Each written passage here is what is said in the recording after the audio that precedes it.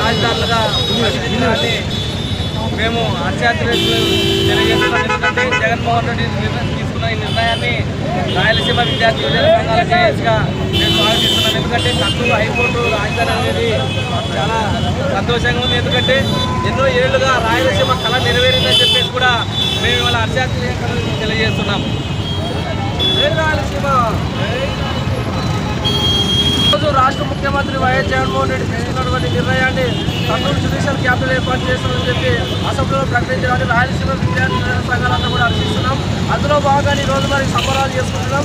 జగన్మోహన్ రెడ్డి గారు ఈరోజు అసెంబ్లీలో ప్రకటనతో పాటు త్వరలోనే ఎన్ని నోటిఫికేషన్ విడుదల చేసి త్వరగా కర్నూలు హైకోర్టు ఏర్పాటు సంబంధించిన భవనాలు అదేవిధంగా హైకోర్టు తరలించడానికి తొందరగా నిర్ణయం తీసుకోవాలని చెప్పి జగన్మోహన్ రెడ్డి గారిని కోరుతున్నాం.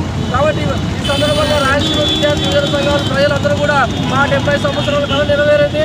రాబోయే కాలంలో అదేవిధంగా వేదావతి సీరియస్ అంటే వీళ్ళకి సంబంధించినటువంటి నదులకు సంబంధించినటువంటి నీటిపారుదలకు సంబంధించినటువంటి బడ్జెట్ కూడా విడుదల చేయాలని చెప్పి రాష్ట్ర ముఖ్యమంత్రి గారిని మేము కోరుతున్నాం. కాబట్టి ఈ సందర్భంగా రాయలసీమ విద్యార్థులు రాష్ట్ర అసెంబ్లీలో ముఖ్యమంత్రి జగన్మోహన్ రెడ్డి గారు జ్యుడిషియల్ క్యాపిటల్ ఏర్పాటు చేయడాన్ని అసెంబ్లీలో ప్రకటించడాన్ని మేము హర్షం వ్యక్తం చేస్తున్నాం.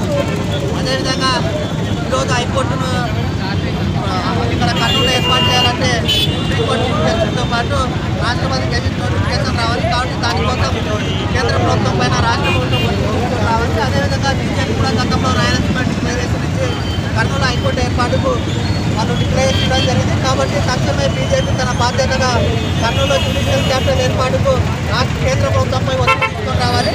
లేకపోతే మాత్రం బీజేపీ పైన తిరుగుబాటు తప్పదని చెప్పేసి రాయలసీమ విద్యార్థి సంఘాల జేఏసీగా హెచ్చరిస్తూనే మరోసారి మా చిరకాల కోరిక అదేవిధంగా రాయలసీమ విద్యార్థి యువజన సంఘాల జేఏసీ 6 నెలల పోరాట ఫలితంగా మా పోరాటాన్ని విచారించి గ్రహించి కర్నూలు హైకోర్టు ఏర్పాటు చేసిన జగన్మోహన్ రెడ్డికి మరొకసారి